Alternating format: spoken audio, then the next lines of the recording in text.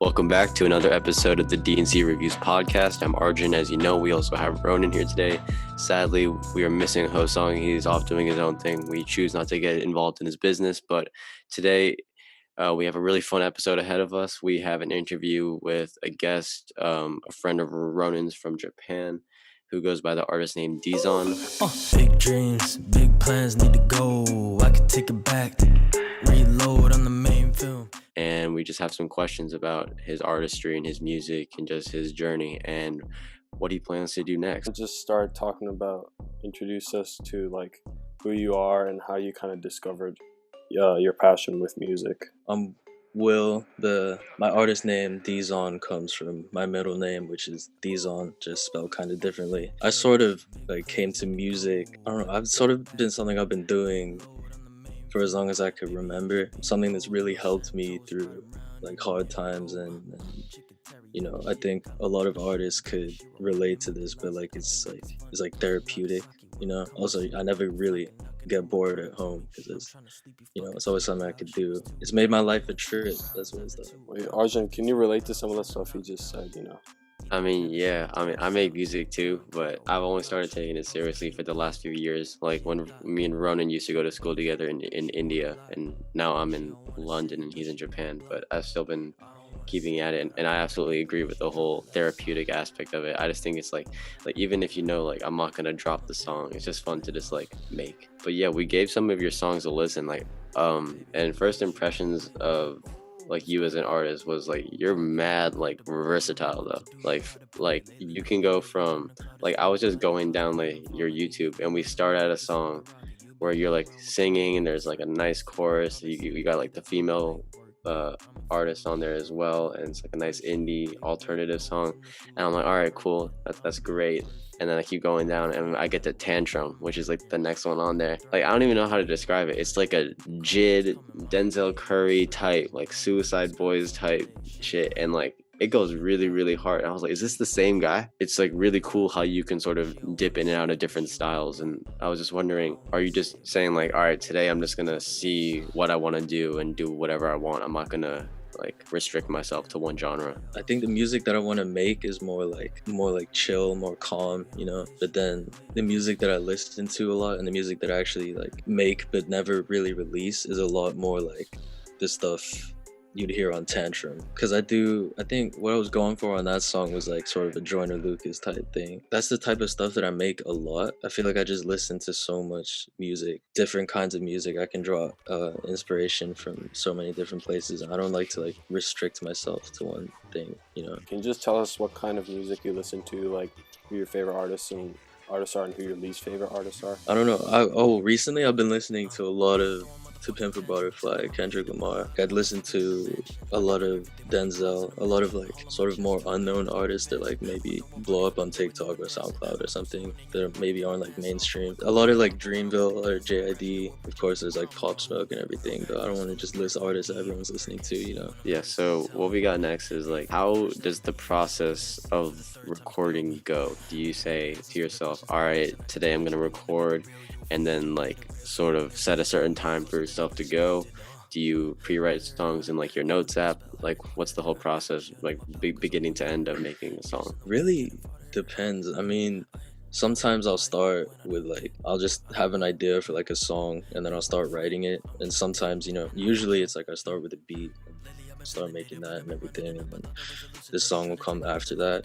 I've been meaning to become more strict with it, give myself a time that I need to get, because that's been one of my biggest weaknesses is there's so many songs that I haven't finished because I just sort of give myself an infinite amount of time and then I never come back to them. So I've been meaning to set deadlines and stuff, but on a normal day I'll just start making a beat, and then if I really like it, I'll start writing songs in my head or on notes halfway through me finishing it, and then finish the beat and then record over it, and then do all the mixing stuff and everything after that. And then I'll usually try to run it by a few people just to see if it's actually good. If I'm still feeling after that, then I guess I'll put it out. You mentioned mixing and making the beat. How important is it to you that you're involved in every step of the process. If you have a song that like where you use someone else's beat and you charge someone or someone else charges you for mixing, or if you were to rather make the beat yourself, you mix the vocals yourself, you master the track yourself, like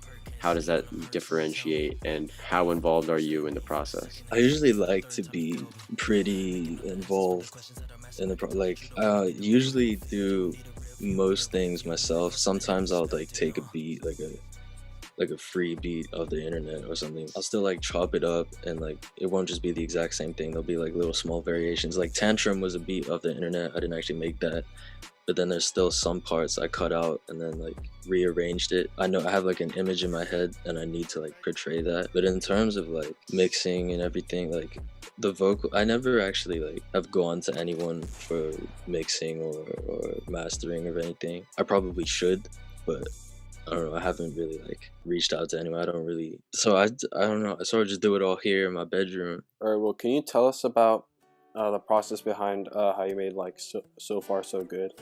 The inspiration for that song actually came from the beat on YouTube, because if you actually like, I think the link is in the description. It should be in the description to the actual beat. The beat's name is So Far So Good. That's what it's called.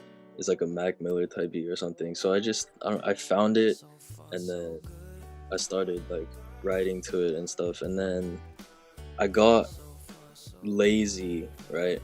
And I couldn't be bothered writing the second verse. I met the girl Yovana. I met her like a few days before I started writing that song, and I knew she made music as well. So I just text her like, you should get on this. I can't be bothered writing the second verse. You should write something. And so I sent her the beat and like with my part on it, and then she sends me her vocals back and I put it on it, and then it sort of just became this huge thing, and then she started blowing it up. I started blowing it up on socials and everything. We made that song before we had ever like met in person at all, like before we ever actually knew who like each other were. I don't know, that's pretty interesting, I feel, for me, because we have like more stuff coming out now, and we have like this whole like relationship together and everything. So Especially like now, like during COVID, you can't really get into the studio with anyone. No one can like come to your house and like record, and like people who are like hesitant for like collaborations with other artists, like all you have to do is just send a DM, and even if they don't respond, like it is what it is. But like I just think it's cool how like you've never met this girl in real life, but still like you guys have like a professional like working relationship when it comes to your art. she recorded that like sitting in her bathtub. That's mad. How does that work? I don't know. Yeah, one of her friends told me later. He's like, yeah, she was sitting in her bathtub and she recorded that. And I was like, what? Really? So the audio already came in with the reverb, pretty much. the pre-installed reverb. Yeah. Speaking of reverb, you use FL Studio, right? Yeah. Speaking of reverb, I try to put a transition there. Can you just tell us about how you kind of did you teach yourself how to use FL Studio pretty much? Yeah, everything is just YouTube videos and a lot of time on it. Like, I wish there was a way I could see like how many hours I have on it, or like how many weeks I have on it, because I'd probably have like at least a year of time just sitting on FL. I've been doing it for a long time, but like I sort of transitioned from like GarageBand in middle school and just like putting like choirs over like strings and stuff. I actually went to Ableton first, and then I was on that for a while, and then switched over to FL, and like that's so much better just because of the way like the channel rack and the drums and everything work on FL. A lot of YouTube videos and a lot of dedication, and you know, it's just when you get curious about something, you don't know how to do something, you just look it up and it's right there. It takes like 5 minutes to learn something, and then you know, you just figure the rest out for yourself. Like, Yeah. even if you spend like hours on making a beat and then you like finally show it to your friend and they say it's like trash, that probably pisses you off, right? I don't want to like flex, but I don't remember the last time that's happened to me. Oh, okay. So you're still in that class, musical composition, right? Oh yeah. Dude, I'll just tell Arjun, he's in this class in school where Yeah. like basically all he does is make beats. That's Yeah. bro, my Did you, school doesn't offer any like classes like that. Like no classes where I can just chill. That's uh, like sick though. So then like what is the grade like? Like how do you get graded for something like that? Do you have like a project that you have to make? They like they like give us projects that we have to do, and then like it's like make something like sad like that matches this video or whatever. Like they'll give us like a prompt sort of to do something, and then everyone will spend like 3 or 4 class periods trying to do it, and then like I'll finish it like 5 minutes after she tells us what we're doing, and then the rest of the time I can just mess around, talk to people or just make beats on my computer. It's sort of like a free period. Yeah, exactly. What are the next steps for like Deezon as an artist or as a producer? Is it to get placements? Are we looking at a future music video? Are we looking at, instead of like a bunch of singles, are we looking at like a full project? Like what's next? Or have you just not been able to figure that out? I've had a few ideas. Trying to think if I should say or not. I don't know. I'm having, there's like a potential music video sort of idea that I'm thinking about. It'd be for like a future song, not one that I have out right now. But so that's probably like a long way down the line. I haven't really thought about like an actual cohesive project yet, like an EP or an album or anything. But right now, I guess, I don't know. I'm trying to like sort of build more attention. I've been like branching out on TikTok now for the last few days. I've just really trying to been pushing my stuff. Working on stuff. I'm trying, like, there's more collabs with people that I'm like talking with. I don't know, just sort of nothing huge in the near future, but I don't know. We'll see, because things could change. Yeah, I see you like try not to like leak information on the podcast, but like yeah, I think that the best thing that any artist can be doing, especially like when you're at the stage that like you and I are at, is just to keep going. I used to be super ashamed of like promoting my shit on my story, and people get super annoyed, like stop putting that in your story, and like stop saying like link in bio. I'm like, I don't care. I'm still gonna keep pushing that because that's what I have to do.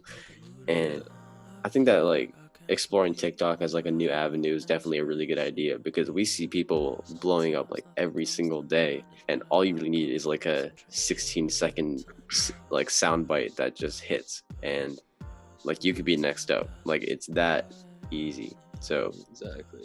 yeah, best of luck with all of that. I think that like seeing the songs that you have out on YouTube now, like there's a lot of potential, and I don't know, if you do end up dropping a music video or releasing a project, we'll be happy to review that and give it the exposure that it deserves. So yeah.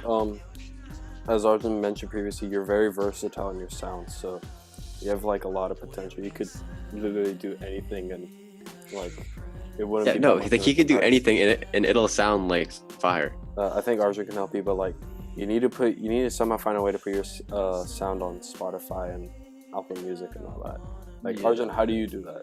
That's what I was gonna say earlier. Yeah, I use DistroKid, dude. Like Yeah, Kenny Beats was like, use DistroKid, and I was like, bet, I'm gonna find out what that is. You pay the $12 like for the whole year, yeah. and you can just put unlimited amounts of music. So I think that's fire. But, Yeah, I'm on DistroKid. I just haven't really made anything that I want to put out yet. So I don't know. I was gonna say earlier that was gonna be like, if there's any like next step for me, it would be that, like actually releasing it on platforms. Because right now it's just like YouTube and SoundCloud. That's Yeah. it. Like I know some people who are like, oh, this song is like YouTube worthy, but it's not Spotify worthy. Like, are you sort of like that? Like, do you want your first song on like streaming to be like a hit, or like an old song that you just want to put up on there? I think, well, honestly, I would have put So Far So Good up there, but like that beat's not, it's like a non-profit thing, whatever. I Oh, could right. buy I could buy a lease for it and put it up, but I don't know. I'd rather just, I think for my first thing on like actual streaming platforms, I'd want it to be like my whole thing. Like I can actually be 100% proud of it. Yeah. Yeah, so that's my thing. I mean, we're gonna leave all of Deezon's socials and his YouTube and his SoundCloud and everything else. And yeah, it's been a really fun episode. We've been recording for 30 minutes straight, and I feel like we actually got somewhere. I was a little nervous that we wouldn't be able to talk about a lot of things that we did, but we made it through all of the bullet points. Yeah, that's the first episode. I don't know what we're gonna call this segment of the channel, but I don't know. We might be hitting 100 subscribers soon, so that's a big Yo, dub. we're at 98 at the 98 current moment. subscribers, Yeah. bro. I mean, yeah, just get your siblings or something to subscribe. You know, it is what it is. But yeah, we're on Spotify, we're on YouTube, we're on SoundCloud, we're on Apple Music, we're on Amazon. It's been episode 1 of DNC Interviews with Deezon, and yeah, that's a wrap. Goodbye. Yeah.